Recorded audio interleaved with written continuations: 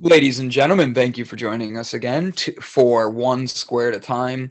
I am Brandon Croucher. This is Brett Gordon from Businesses Are People Too. Brandon Croucher from Delight Cafe CBD. And we are going to have a conversation tonight about a classic Robin Williams movie. And we're going to discuss it from a leadership perspective, one square at a time. We're going to talk about Hook. Are you excited to talk about Hook, Brett? I am. I actually, I've always used kind of the Peter Pan analogy throughout a lot of my discussions. And guess what? I really didn't understand a lot of the background of Peter Pan beyond this movie. But, it was really good to be able to do some research on this so that I can qualify a little bit more when I say I want to maintain that Peter Pan mentality. Yeah. And really, to get right into it, when I mention Peter Pan mentality, it is this thing here where in Hook, it starts out with Peter Banning, the CEO, corporate attorney, really always on the phone, always on the go, always got things happening, very intense. But he can be intense and happy, which I've been that way. In fact, it reminds me a lot of myself as I was in the military and then in corporate America, in that, my mindset was around my career. And I made a decision not to have children because at that I just felt it was unfair to have children when my mindset was more like the corporate lawyer kind of person Mm-hmm. opposed to the Peter Pan kind of person. Now, my father and my parents, when they decided to have kids, which they did when they were talking about getting married, they also recognized that they were going to have to change their lifestyle in order to accommodate and really care for and bring kids up. And I think that this is something that really comes out in this movie where, if you get so tied into your job or your profession or anything for that matter, to where you place that as a much higher priority than your family. I'm not going to place judgment on family over work and all that kind of stuff per se, but if there's a big gap, it becomes a major issue. I um, would agree, but at the same point, I'd have to say I think that just because I know you and I have talked off air, and I know yeah. that you and I are talking now about this, he didn't realize he was that because it's not like you see the big gap. And I know personally, my dad is your Robin Williams to your right. Yep. My, he really is. And I used to be that way because I thought that's what I was supposed to be. I Exactly. really thought that's what his mentality was. That's what it is still. But what separates it is having an idea, knowing that that is an option. It's there's other movies like Nicolas Cage. I'm trying to think of the one that he does. He has the chance to see what his life would have been like if the Family Man, Oh, if he okay. Uh-huh. if he ends up marrying his high school sweetheart instead of going off to law school. So same premise. And I think that we don't realize that when you're building that, you create these ideas like, okay, well, I need the next house and I need the next this and I need the next that. But what's funny is everything is built off of everything. All you need is one bad investment to fall and it could make everything fall, you Right. know? And with this, he was in a very negative, didn't even notice it mindset where his kids were trying to get his attention and he couldn't focus. Like he walked out on his son's play or his daughter's play at the beginning of the movie, you Yeah, know? well, he was on the phone while she's on stage, and the son is there going, "Dad, she's on stage." And interestingly enough, in that scene, he's also holding the baseball, which is so important to him because his dad's on the phone. He's like, "Oh, we can do this tomorrow morning," and he's like, "Dad, that's my game. That's my big game." And he's like, "Okay, it's gonna have to be later in the day because I got to go to the ball game." And then he turns to his son and he says something like, "My word is my Bond. honor, my promise, whatever." Basically, if I give you my word, I'll be there. And then the next day, he misses his son's ball game. Mm-hmm. Not by a little bit either. And this happens. I mean, this happens in a lot of in life, in families. And one thing, if it's one thing to miss the child's game, it's Yes. another thing to make this promise that my word is, unbreakable, and then Mm-hmm. you break it. Now what have you communicated? It's not just that you missed the game, but you promised Mm-hmm. that you would be there and you broke your promise, which is even more impactful Yep. than just missing the game. And I think that this is something that we tend to do oftentimes because we're just trying to get through the situation, right? Mm-hmm. Situation is my son, my coworker, my friend, they're asking for my support. I don't want to turn them down. I might be able to do this. And then I say, yeah, I'll definitely be there. And then it's like, you either call them up at the last minute, you call them up an hour later, or you don't show. No call, no Yeah. show. Yeah. And that is far worse than just saying, you know what, I'm not sure if I'm going to be able to be there. I'm going to try. But if you Mm-hmm. continue to say I'm going to try and you don't show up, then people are like, yeah, when you say try, that just means I'm not coming. Yeah. That happens And too. that's true. That happened. I'm notorious for that. I will say I will try, and then I don't make it. You need to, when you commit, you need to make sure you commit. That's why you put the phone in the calendar. I've learned that from bad experiences myself. I Yeah, think and with I think to the degree possible, take the word try out of your vocabulary. You either, like Yoda says, either do or do not. There is no try. correct. And like I remember in going to Tony Robbins events, and Tony Robbins brings somebody up on stage and he's talking to them about, making a change. And they're like, well, I'm going to try to do that. And he puts a chair in front of them and he says, try to move it. And then they move it. And he's like, no, no, no, no, no. Just try to move it. What do you mean try to move it? How do you try? You either move it or you don't. There's no try. What is try? So that word try is like a qualifier that kind of gives you an excuse for not doing. I agree. Yeah. So That makes sense. I'm not saying that I don't use it, because I do at times, but I was about to say, I honestly try not to do it. I would have called you so fast on that. It's you got to consciously think of the words that you choose, because those words have tremendous meaning. And I think that, that comes out in this movie as well. There's a lot of words that are used. So he starts off and he's not following his family. And then his kids get kidnapped by Captain Hook. And he doesn't know that he's Peter Pan. Yeah, he has no idea. His granny or gran or aunt, I forget, Wendy, I guess, knows that he's Peter Pan because she's the Wendy from Peter Pan. He just got older and she faster than she did. Yeah.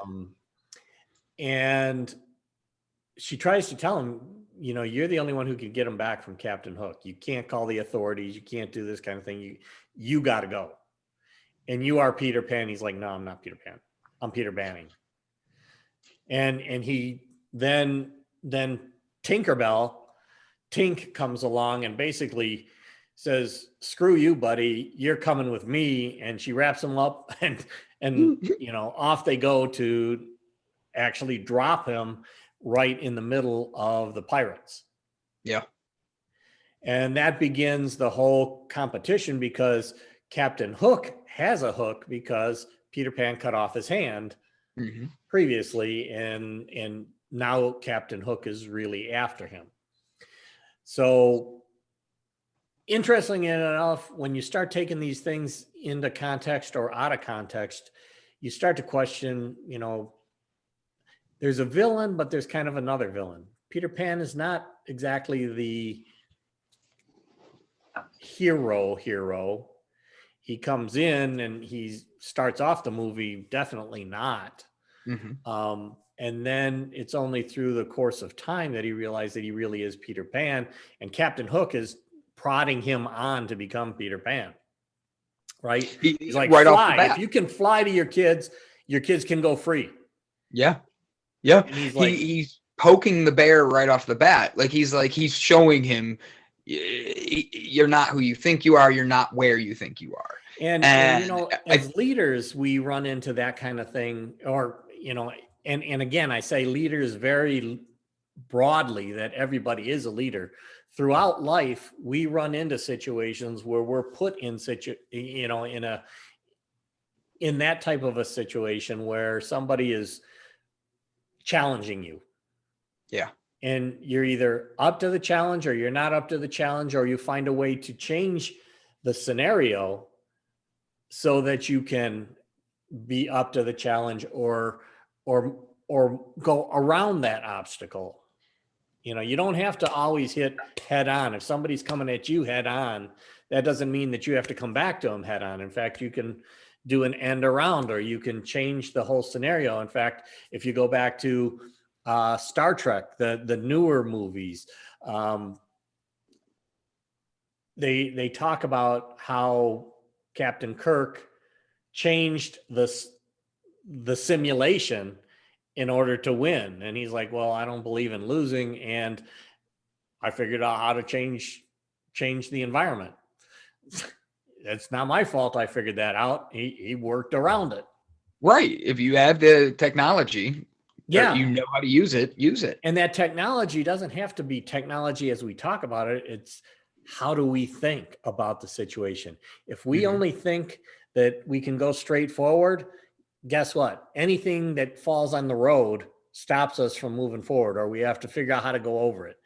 But if we're like, okay, well, if I know that there's a route over here and there's a route over there, or I can kind of figure out that there might be, then I don't have to go head on against that obstacle. I can go around it. It's a matter of opening your mind to the situation. So when you're talking to your people and there's a new task that nobody's done before, and in the past, everybody's done things similar, but it's always been this way. Mm-hmm. But this way isn't going to work this time.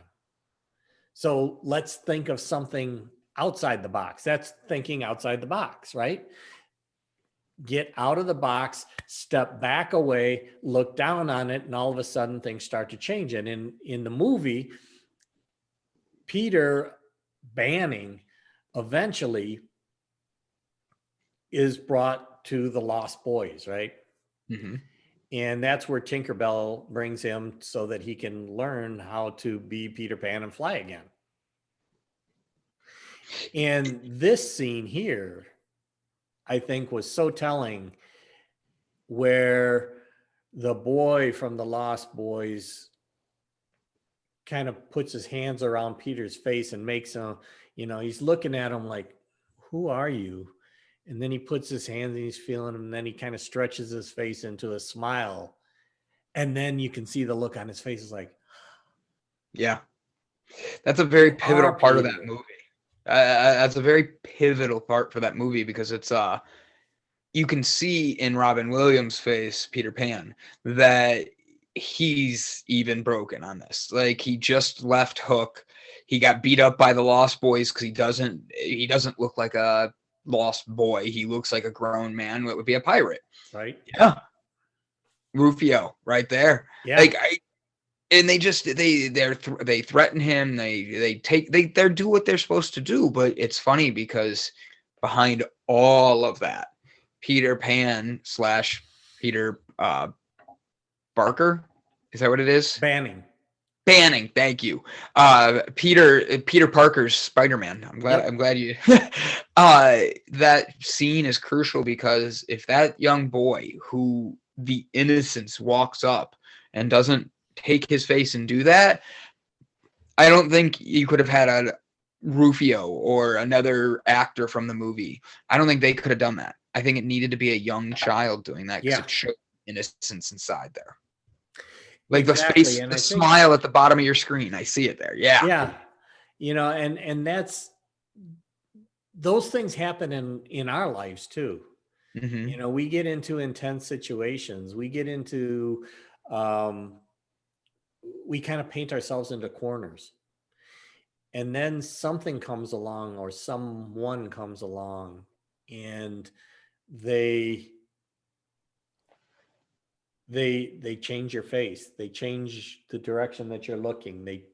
They change your perspective. And all of a sudden the world opens up again. I'm Hmm. no longer in this corner. I'm no longer so depressed. I'm no longer thinking of suicide. Those things happen. That's why it's important to have a peer group. And it's also important not to get boxed into a room when you're depressed and you just stay there by yourself, because you don't have that outside thing or that innocent thing. Maybe it's even as innocent as your cat comes up and does something, paws at your face or something, you know, so gently, like, what's wrong? Yeah. Why are you doing that? And then all of a sudden you snap out of it and it's like, wait a second, you know, this is, I'm not religious, but like, if you take it into the context of religion, God comes into your life in many different ways. Oftentimes people don't recognize that as God. They're like, I'm waiting for God, I'm waiting for God, I'm waiting for God. And while they're waiting for God, they drown because they're on the roof of their house and they let all the lifeboats go past because that wasn't God. Yeah. Well, that is God. Yeah. You know, those Yeah. opportunities come up. Don't overlook those things and look more deeply into it. And oftentimes that's all that you need to go from Peter Banning to Peter Pan. Very And true. then you can jump and save your kids, or you learn to fly and you can fight Captain Hook and you can get your kids back. So I don't know if you got anything that you wanted to add to that before I No, kind of move on to a little I'm bit different following along piece. with where you're going. I like so the one thing I would add is I think it's interesting because it's going to help us lead to the next Yeah. part too. Is he has Robin Williams has the issue with his son, and he broke his son's trust, and it's interesting because the age of his son to hurt him like that would be around the age Peter was when he was in Neverland, and to see the pain that was in his son's eyes is the best word I can use for that. The anguish. He takes that, and you could easily, if Peter was a kid, see where that would have resonated with him as a kid. And then from there, you can see how they if Peter doesn't make the right decisions by actually going back to be Peter Pan and Robin Williams being Peter Pan, if he doesn't go back and do the fight that he's supposed to be the person he is, he never gets to show his kid what he truly is about. Yeah, you could be a great lawyer and make a lot of money, but to be able to really stand out and be a hero to your kid, that's different, you know. And he had to stand out. Yeah, there's, you know, as parents, we can oftentimes we substitute in our minds providers for parents. I'm your I'm providing all the things that you need to live with, but I'm not there as your father or your mother. Yeah. And you know, let's go follow that direction that you were just going in terms of, okay, so Peter Banning, going back to the story of him missing his son's ball game, his son is he kind of turns away from his father at that point in time. And then remember, they're on the flight over to see Granny, In and he's London, yeah. throwing that ball up, and his wife tells him, go talk to your son. And he's trying to talk to him, and basically the son's looking at him like, I don't believe you. I don't believe anything you say. You promised me and you didn't show up. You did, you know, and he basically lost the respect of his son. Yeah. And in the movie, I think it's really kind of cool because Captain Hook and Smee Mr. Smee figure out, hey, let's turn his kids against him. You know, they had already captured the kids, and they're like, let's turn the kids against him. And his daughter didn't have that same experience that the son did. Right. So she didn't believe and go along with the fact that, dad didn't care about us and dad didn't do that. But his son did. He was like, yeah, what you're telling me about my dad not caring about me and all that kind of stuff really is true.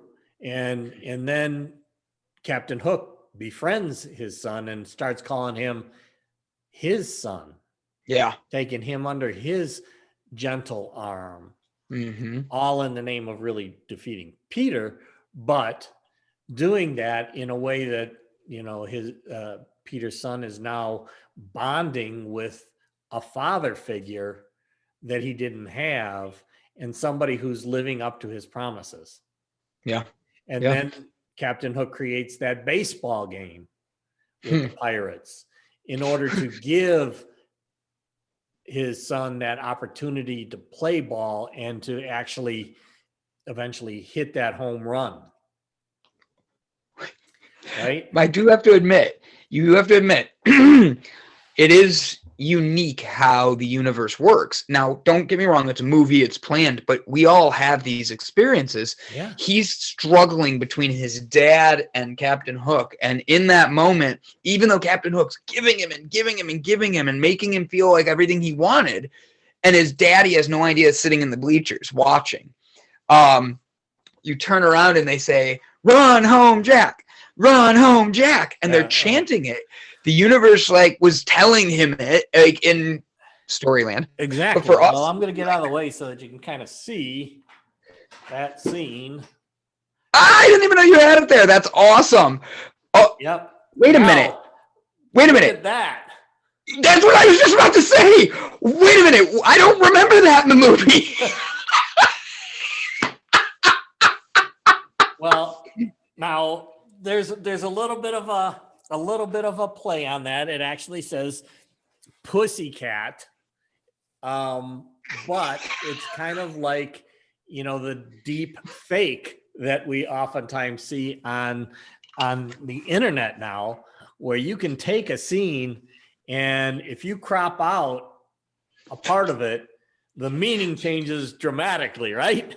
Here you have "Run home, Jack," and pussy, what did it say? Pussy give. I'll go Pussycats because I don't remember it. But I also don't remember it saying that there because they're so focused on the "Run home, Jack." That shows you how your mind takes you somewhere without even real. And I watched this yesterday, so I'd be ready for this, And I have never caught the Pussycat thing, whether that's what it is or not. But that's pretty funny. So, here's the situation where Captain Hook is intentionally trying to take Peter's kid away from him and leverage him to Captain Hook's advantage. And he sets up the whole thing. As Peter's about to grab Captain Hook's hook, he sees his son up to bat. And he's supposed to be grabbing the hook and taking off, but he's like, wait a second, I'm going to watch this. And then what does he hear? He hears Captain Hook say, "That's my Jack." Yeah. After Jack hit the home run. Mm-hmm. And he looks up at Captain Hook and he's like, "No, that's my Jack." That's my Jack. My Jack. That's my, I guess not your Jack, but he's seeing this and and then you've got Jack's son in Captain Hook's clothes and then finally I'm gonna get out of the way again here. Down in the corner is when Peter had already saved the sister and now was actually recognized by his son as caring about me. Mm-hmm. And regaining his respect. And all of those things happen in life while we're with our family, and they also happen at work with our teams where we have these types of things that go on.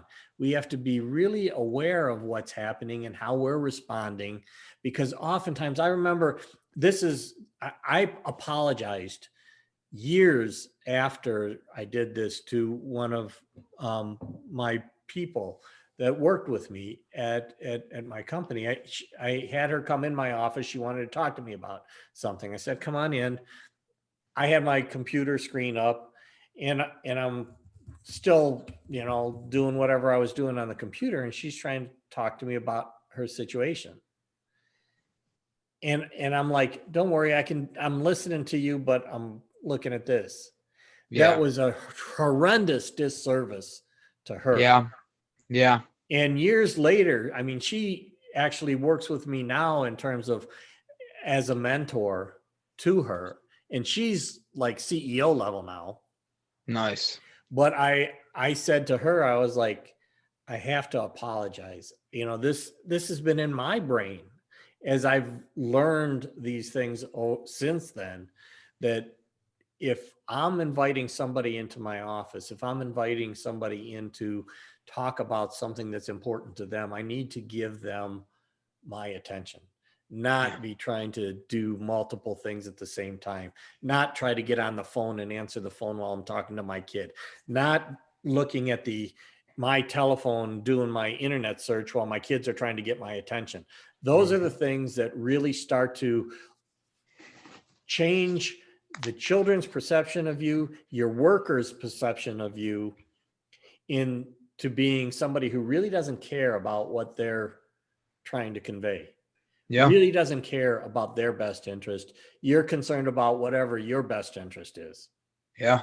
And You as a you gotta leader, focus. we need to consciously demonstrate that we care about our team, we care about our people, we care about our people beyond just what's at work, as a matter of fact.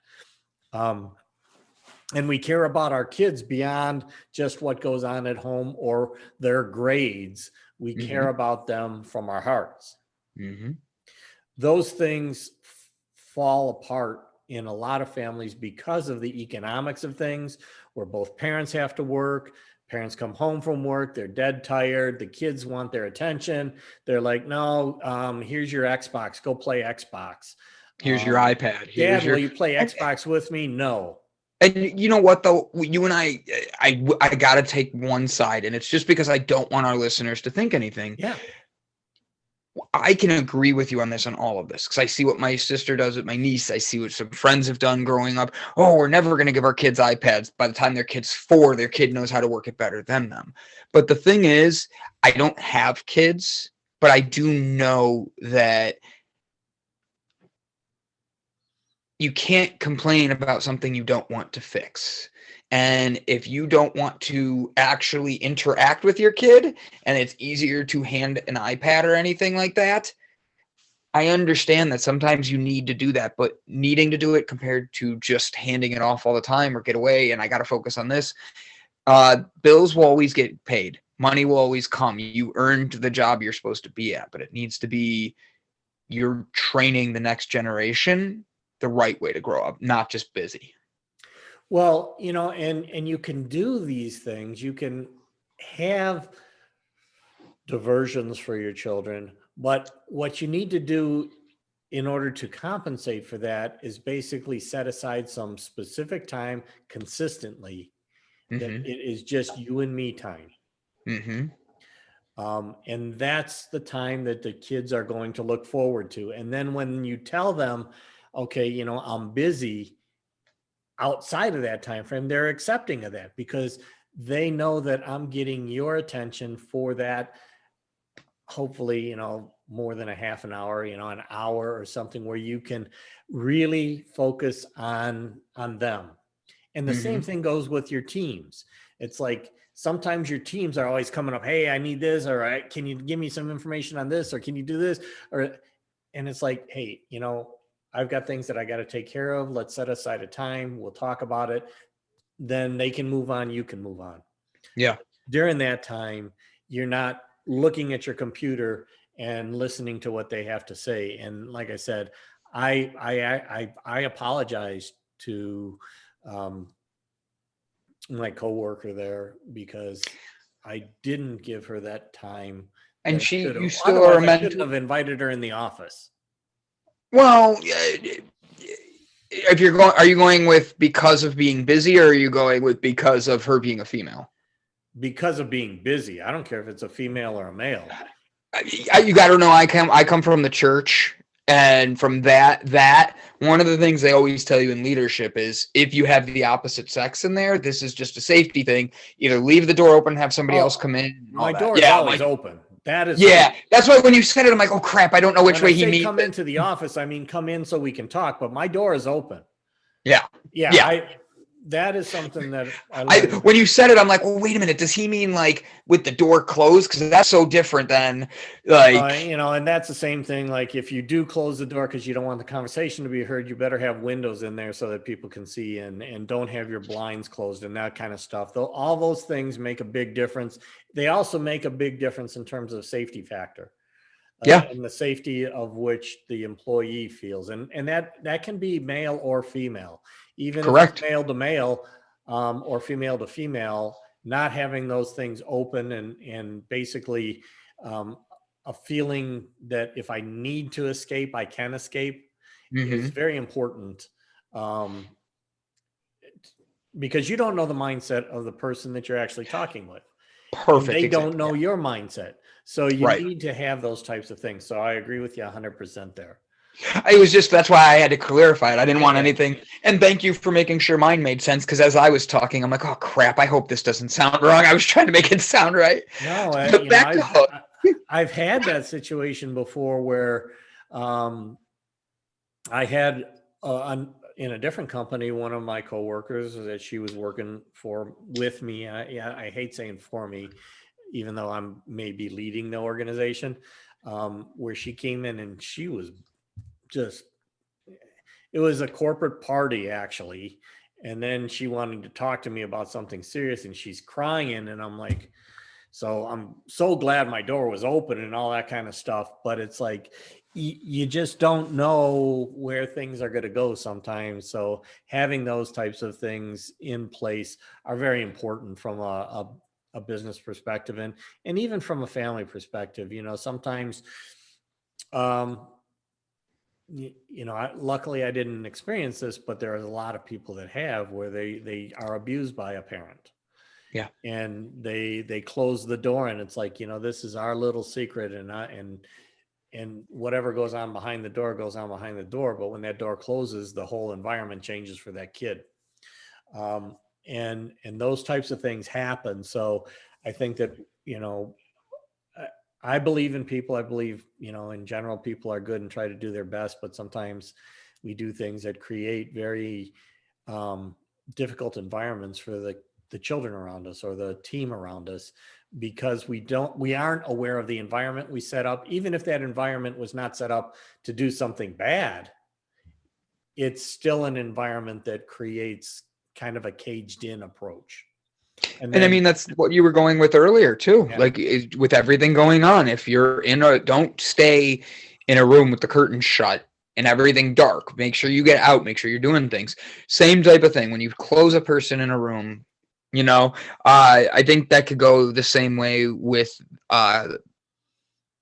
the creator of Peter Pan. We were talking about.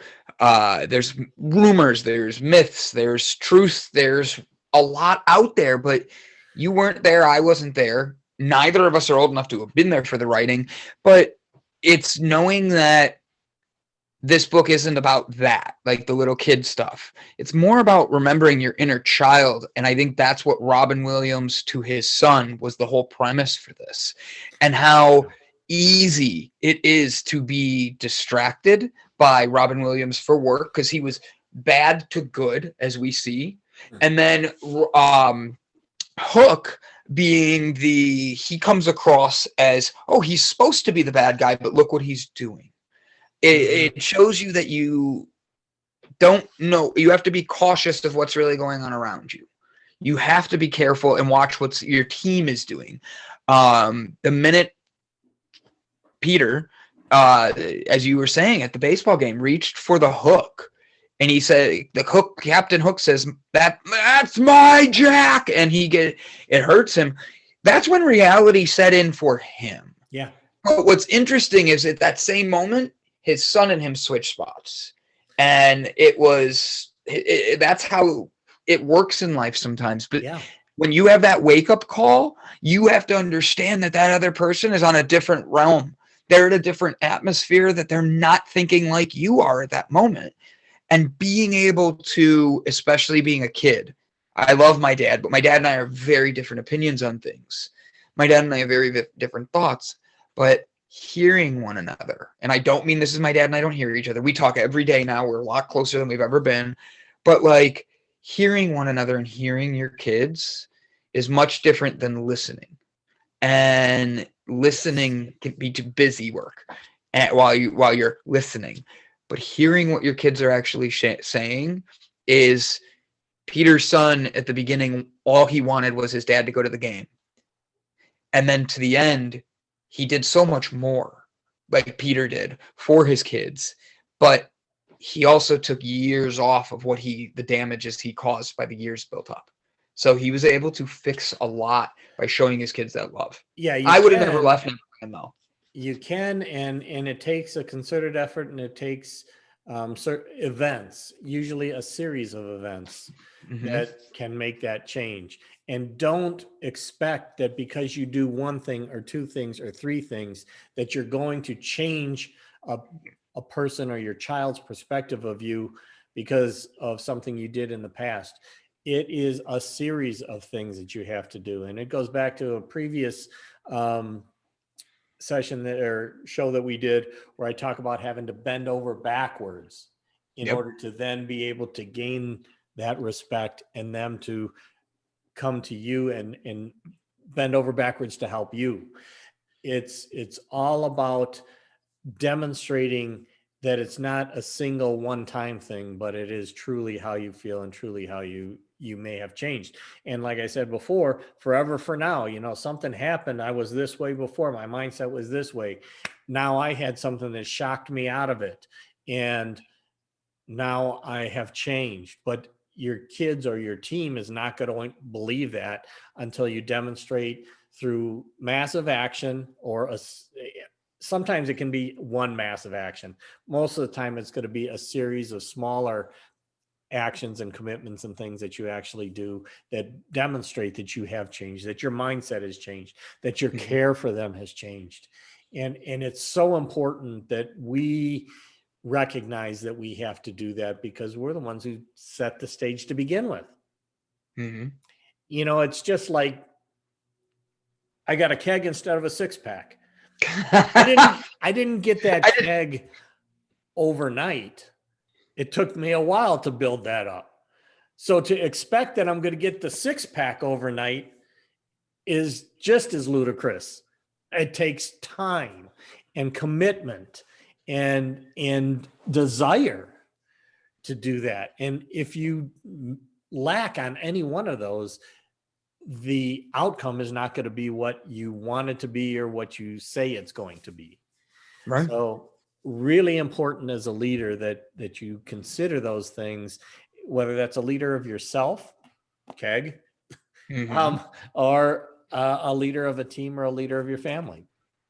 So I do have to make one quick side point. Is that, or do you have, I don't want to interrupt you. Don't you think it was interesting that they made Peter Pan afraid to fly when he came back? Yeah.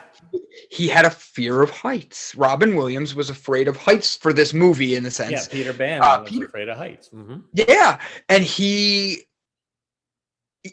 had to not just overcome that fear. You could be a tyrant in the courtroom, but you win cases for all these crazy things, but everybody has a fear. And he had to get over that just to be able to get to his kids. And that's essential in the movie too, because he has that moment where he's reaching out, he just can't reach his kids. And he could have flown and he didn't know it. And it's like us. What is our possibilities? What is your leadership getting you to that you don't even know you have the possibilities to do? Wow, I feel like I'm saying that to myself.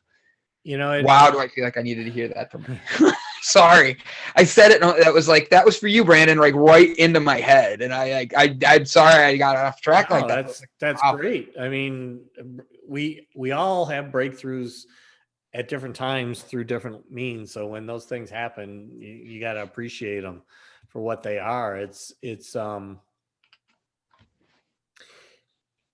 know, one of the things that we have, this tends to be more of a male challenge than a female challenge, but that is that we feel like we have to be strong, we have to be the provider, we have to be right, we have to be strong in the sense that we're going to stand up for whatever we said, even though if somebody tells us something that demonstrates that what we said is wrong, we're still going to fight to be right, even though we're not. Those are things, those are fears. It's a fear that you feel that if I admit that I am wrong, or I admit there's another way of doing things, or I admit that I shouldn't have done that, that makes you weak, when in fact, it actually makes you strong. And people will look at you and say, okay, he's willing to admit that he made a mistake, as opposed to continuing to drive home something that is only for his ego. Right. And we do that as parents too, you know, and this is something that, you know, I've talked about in the past, not really with you yet, but like there was some things that I talk about in terms of how do you break the cycle of poverty. Well, one of the biggest things about poverty is you've got oftentimes both parents are working 1 or 2 jobs each. They come home, the kids have schoolwork, they go to their parents and have a question, and the parents really don't know the answer. They don't. So what do the parents oftentimes do? They poo-poo the value of school. I didn't need to know that when I was a kid. You know, you can grow up and do what I'm doing. You don't need that stuff. It's not important. I don't know. You know, they don't say I don't know how to do it. They're just trying to get the children to go away without having to admit that I don't know. You know, I may not be smarter than a 3rd grader from that perspective. Yeah. You know, and you see that on TV shows too, right? You know, are you smarter than a 3rd grader or whatever? So having, if you can find a resource where you can have the kids go and get the answer, that's great. But don't put them down or put down the value of something because you don't know it yourself. Correct. In fact, you might say, you know what? I really don't know it. I see if you can talk to your teacher or somebody and find out how to do it and come back and teach me. Yeah. Now the kids are really going to be excited about that, you know, and you are not looking weak to them. Yes, they may say, well, Dad didn't know this, but if you give them the opportunity to teach you something, you don't think they're going to like that? They're going to like that. Right. And the same thing goes for your teams. If you're out there and so forth, is, you know, I don't know the answer. I don't know is a great response. Far better than giving some bullshit answer that you come up with and then stick to. You know, I don't know is a very strong answer. It is, yeah, I won't go down that religious piece, but it's something where, you know, as more of a science background, when people say what's beyond the universe, I say I don't know. Not that I don't necessarily care. It doesn't affect me right now, but I don't know. And I'm willing to accept that as my mindset and my, you know, understand that I don't need an answer for everything in life or everything beyond life. So I don't need, and this is why I believe in people. I don't believe in God per se, because I just say, I don't know. I don't know. And, I think that that's a very strong response that parents can have to their kids when they really don't know the answer, but don't put them down. Don't put your team down because you expect them to have an answer. They don't have the answer. Guess what? Don't castrate them for not having the answer. Say, okay, can you go find the answer and come back to me with it? Mm-hmm. Or if you're on the team, you should say, I don't know. Let me go do the research and I'll get back to you. Mm-hmm. Far better answer than trying to come up with some bullshit to fill in the gap. There's something that I wanted to kind of bring up. It's a little bit, it's definitely in line with this, and it goes to what we've been talking about. And I was lucky enough that my dad liked to come home from work. You know, he was a carpet salesman his whole life, and he worked hard. He loves talking to people. That was a great job for him. It really works with his natural genius. I mean, he's in flow when he can talk to people, but he used to like to come home, change clothes, go out and throw the football with us, go out and pitch wiffle balls with us, play catch with us. He enjoyed doing those kinds of things with the kids, getting down on the floor and playing marbles with us. Yeah, he used to also have this thing, you know, call it, what do you call it? The Chinese water torture, where he'd kind of like have us pinned to the ground and then he'd have spit coming out of his mouth and he'd suck it back up. He's like, you know, this is this torture, but he loved, you know, doing things with us. Yeah. He taught me how to bowl, even though I remember crying when he was teaching me how to bowl, because it's like, this is not, I'm not getting the results that I wanted, and I'm trying to follow his direction. I'm like, screw that shit. I should just do it this way. And he's like, no, this is the way you need to do it. And I remember being pissed off, crying, because he was trying to teach me that. But guess what? My grandfather told me the same thing. And both of them were good bowlers. And then I actually learned, okay, you know, it takes time. And then I got to appreciate what they were teaching me, as opposed to it being a torturous thing. Yeah. So I was lucky to have that. And then, you know, I went to college and then I went off to the military. And one song that really hits me in the heart, in the gut, when I hear it is Harry Chapin's Cats in the Cradle. Mm-hmm. Now, the song is actually kind of the opposite of my experience to the largest extent. You know, in the song, it's like, you know, my child arrived just the other day. He learned to walk while I was away. Happens in a lot of people that are working, especially if you travel a lot and so forth. You know, he says, you know, before I knew it, he grew, and his son is like, you know, I just want to grow up to be like you, Dad. I really want to grow up to be like you. And then, you know, as his son turns 10, this goes back to kind of this game. His dad gives him a baseball, and he says, "Thanks for the ball, Dad. Come out, let's play." And his dad's like, he's like, "Can you teach me how to throw?" And his dad walks, you know, says, "No, I got a lot to do. I can't do that with you today." And his son still is like, "That's great. I'm going to be like you one day," looking up to his dad, but he's not getting this father thing. Then he goes off to college. And this is something that kind of starts to tie into more like me. And that's, I come home from college and Dad says, you know, "I'm so proud of you. Why don't you sit down and talk to me a little bit about what's going on?" And it's like, "Hey, Dad, you know, I'd like to, but what I really want to do is borrow the car keys. Can you give me the car keys, please?" And then I'm out the door and I don't have the time with my dad. And then at the end of the song, it's like, "I've long since retired. My son's moved away.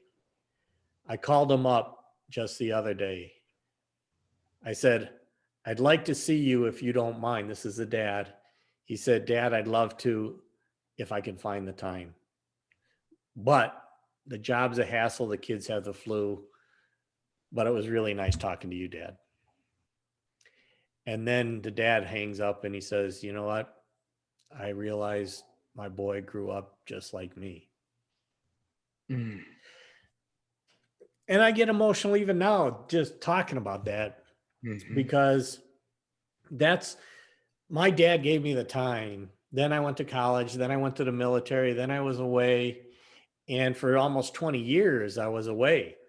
I'd go home and stuff like that. But if I did go home, it was, normally go out and catch up with the friends and all that kind of stuff. It wasn't too much, father, son, mother, son kind of thing. So I moved my parents. I live in Vegas. I moved my parents from Chicago out to Vegas so that I could be closer to them. I was actually working in LA, but kind of commuting. And then my company went to move my position from LA to New Jersey shortly after I moved my parents out to be closer to me. And my brother was here at the time, too, or is still here. But I had just gone to a Tony Robbins event, and I realized that when I made the choice to go to New Jersey, I made it for the professional reason. And I needed to change my decision. And I went back to the company and said, I'm not going to New Jersey. I just moved my parents out here. I did it for a reason. I did it to be able to regain a bond with them that I have not had for 20 years. And, that song hits me like that every time. When I was watching this movie, it was kind of bringing me to that same conclusion and situation. And when I talk to people and I find out, that they didn't have the kind of childhood that I had. They didn't have the father that wanted to go out and play. They didn't have maybe even a father, period, or a mother or a family that was theirs for them. And I have to relate to that. I remember going in and being a substitute school teacher for just a few weeks when I got out of the Air Force. And I went to the junior high school, which in my town was the toughest junior high school. The kids that had, the more challenging environment growing up. And I was their PE teacher got sick or had surgery or something. So I was there for 3 weeks, and I'm trying to relate to the kids now. I didn't have gangs in my day really that affected us. When I went back there, the gangs was a part of their everyday life. Not having a father was there every day of their life. And then they looked at me for answers and to bond with, because they wanted to have a father figure. Mm-hmm. They wanted to have somebody that they could trust and not worry about being hurt physically or emotionally. This is something that happens every day. And as leaders in our lives, with our friends, at work with our teams, and even as business leaders, I say now you need to also start to really look more closely at your employees' lives beyond the workplace. Mm-hmm. Or consider what's happening at the workplace and recognize what it could be doing in their home environment, and look at things more holistically, because it is so critical that we don't grow up so much that we don't have time to spend with our kids, that we don't have time, even if you don't have kids, that you don't have time to be a kid again and take that opportunity. And that's why I love watching these movies. I love going to Disneyland and Disney World. Now, I'll say that in the same vein, I'll say, the greatest thing that would make it even better is if there weren't so many kids there, so that I could have just the fun with everything that's going on. But I think there's a lot of people that would agree with you, even the ones that have kids, just so we know. Yeah. So, and I enjoy that. And I think that those are the types of things that doing our series and tying them to these movies and things is important, because we're actually talking about movies that our kids may be watching, mm-hmm. our employees may be watching, especially if, like myself being a boomer and having the millennials watching more of the Marvel Cinematic Universe and things along those lines, to be able to tie those together through things that are more fun, but draw out the meanings and how they can create can create that bond, that gap that we talk about between boomers and millennials and so forth. That gap is a perceived, I mean, it's a real gap, but it's because of perception. And perception Yeah. is reality, but there's really a tremendous amount of commonality. There's a different perception of how the world should be. And you know what? If everything should be this and should be that, guess what? You could should all over your life and it ain't going to be any good. I mean, and I meant it with exactly what you did. It was perfect. You nailed it. That is exactly what we have to be aware of when we're, especially when, and very much so when we say this is how things should be. No, that's how things should be based on our perception of what things are, not necessarily what someone else's are. So be aware, get into their world, get into Peter Pan's world, get into your child's world, get into your team's world. As a leader, when you do that, you will be so much, your team will want to, your children will want to do things that are the goal, the mission, the things, but you got to talk them through. You got to get everybody to kind of understand where you're coming from and why, and you've got to go to their level too in order to make them feel comfortable that you actually, as we talked about in Avatar, I see you. I see you is not with my eyes, it's with my soul. And when you see your team, when you see your kids in that way, when you see yourself in that way, the opportunities to lead yourself, your team, your children are immeasurable. Yeah. And this is what really comes out of this at the end, you know, the respect that Peter Banning got after he saved his kids, and the respect that they had, and the respect that he had from Wendy, and it didn't even talk about kind of the Tinkerbell Peter Pan relationship. But one of the things that happened there is Tinkerbell loved Peter Pan and she gave him a kiss. And then Peter like backed away and he's like, no, but I love my wife. I love my family. I can't do this. And that was a very important part of the bonding in his family, because he had lost all of that, including the real relationship with his wife, because he was so tied into work. Remember, she threw the phone out the window, like, you know, fuck that. Yeah. And this is what has to happen sometimes, you know, metaphorically, hopefully, but sometimes it happens in reality. Or physically. You've never thrown a phone through a windshield? No, I have not. I do at times, you know, and my girlfriend gets mad at me because there's times if I do something stupid, I'm like, and I hit myself in the head, and I do it in a way that is not the gentlest, but it is one where I'm like trying to literally bang into my head. Don't do that again. You know, don't make the same mistake twice or thrice or 15 times, because a lot of times it is 15 times before maybe I figure it out. And that's the one that was the 15th. I understand. Yeah. Or other times is finally just say, hey, I make mistakes. Guess what? Yeah. It's life. And I don't need to beat myself up for it. I just need to try to pick up some value from it. And if I do it again, and it's not like a real serious thing, but it's okay, you know, what do you learn this time? What do you learn this time? Or what did it cost you this time? Or what did it cost you that time? And 9 times out of 10 or 99 times out of 100, whatever that mistake was not tragic, or was not, you know, life or death. In fact, you probably 999 times out of 1,000.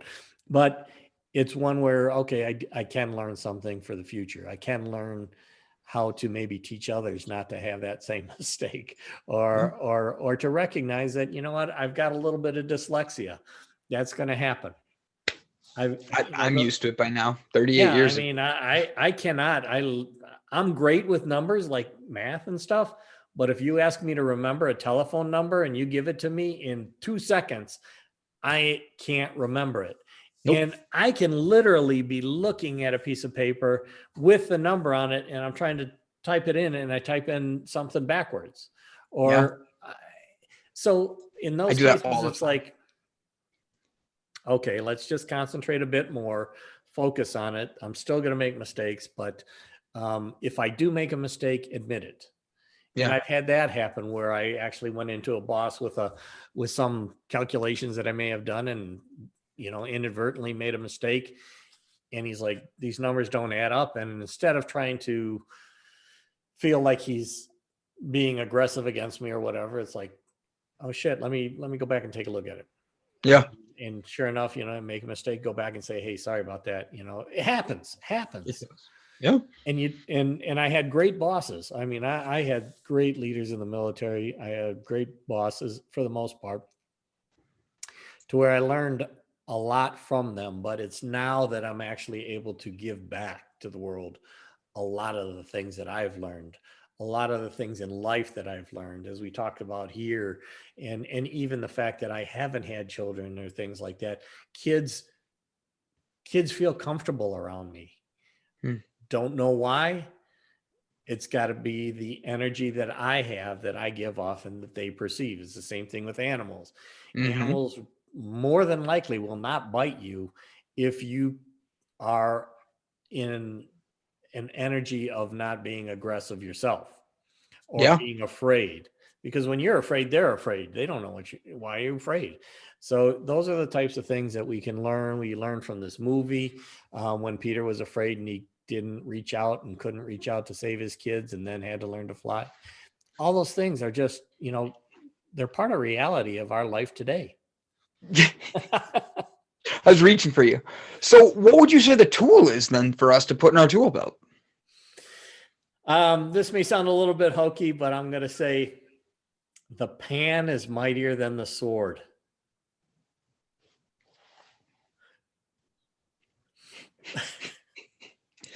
Go ahead. I'm going to listen to this one. But I'm picturing a frying pan, just so you know. I am perfect. All right. Perfect. The pan is mightier than the sword. The frying, and let's just take it, okay, so the pan is mightier than the sword. You can cook whatever you want in the pan. If you want to take it to the pen analogy, you can rewrite things. Yeah. You can remake things in the pan. You can add things to what you're making. It's all about being open to it. When you close yourself off, when you say that it's only this recipe that works and I cannot deviate from it, there's going to be 99 times that you have to deviate and only one time that it actually works. Or if it does work 50% of the time, that's great. Then 50% of the time it doesn't. Or even if it works 90% of the time, there's still 10% that you need to add something to it, take something away from it. Maybe you need a bigger pan. Maybe you need a smaller pan.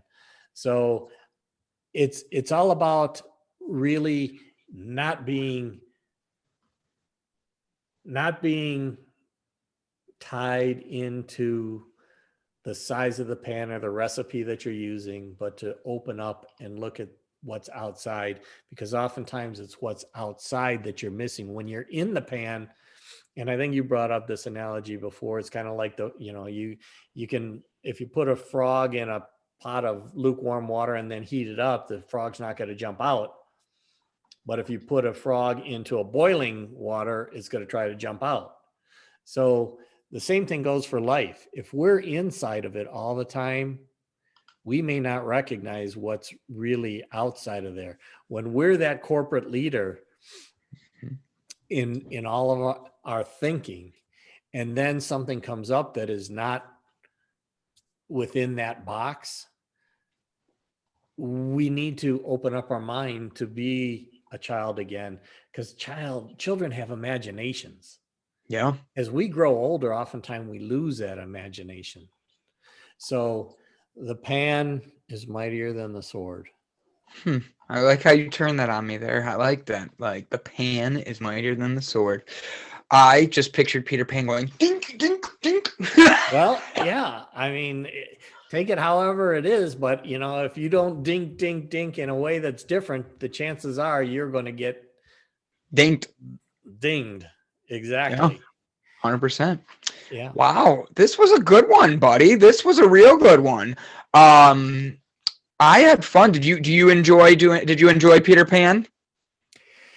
I did, and Hook. it was, like I said, it was a very much a learning experience. A lot of the things that we didn't talk about were very much a learning experience, and one that now, when I say that I want to have a Peter Pan mentality of not growing up, I need to be qualifying that a little bit, because there's other people that know more about Peter Pan history and things like that, which True. may interpret what I said differently because it's coming from their perspective as opposed That's to good. my perspective. Oh, I'm coming down in 1 second. We're saying goodbye. You want to say hi? Hello. Hey, dinner. Thank you. Mwah. I got poked in the eye. Don't you But it love was in a his very beard? loving way. Do you love his beard? I love his beard. Did you see? I lost a bet and had to trim it. Oh, yeah. That was a trim, huh? You didn't have to cut it completely off. I lost about a good 2.5 inches. I wasn't allowed to use scissors, If or I else lost trust 2.5 me. inches, I wouldn't have anything. I know where I need to edit film now. No, I was never going clean, and that was the deal. I got to at least keep it down to like a lower level, but like she got the trimmers and she started trimming, and I gave her the biggest ones I could so that way I wouldn't have to lose as much. At least 2.5 inches came off because I was down to here. Like if I put my head down, I could feel it on my chest. I've never used those things. I think I did a pretty darn good job. Yeah.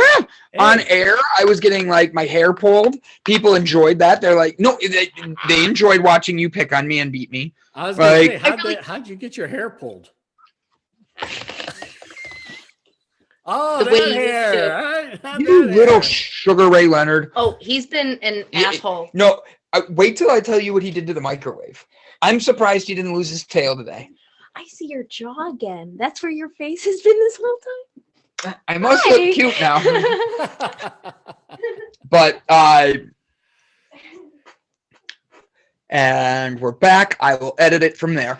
But I think that a good way of looking at this is you're 100% right. The pan is mightier than the sword. However you want to look at it, but make sure you have your, like, whether it's a ding ding, but having that inner child come out, which is really funny because I connect it like with my inner child, but being able to separate the pains and let go and forgive yourself so you can see, because that's where I was looking at this is Exactly. Robin Williams to his son.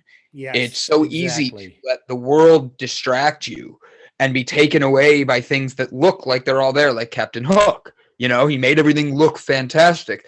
But then at the end, his true father came out. And I think that's why they related, is because that father-son is that child inside all of us. And the pan, Peter Pan, was mightier than the sword or the pen that his Peter Banning father had I agree. in terms I of agree. leading his son. And I'm sure, you know, if he took that into work, it would be the same type of thing. So that's the critical aspect of this and the learnings that I have. I mean, when I do each one of these, I learn something too. And that's kind of what I learned. I like it. I love it. So Monday we're doing Inside Out. Inside Out with Sarah. Next Friday we're doing Wreck-It Ralph with Joe. If he'll be better by then. When I Wreck-It told Ralph him with fuck Joe. with fucking Joe, Wreck-It Ralph with fucking Joe. Exactly. I love it. I love it. So Brett, you want to take us out, or am I taking us out? Because I brought us in. Okay. I'll take us out. I'm Brett Gordon with Businesses Are People Too, working with people to try to help them to grow as leaders and as people.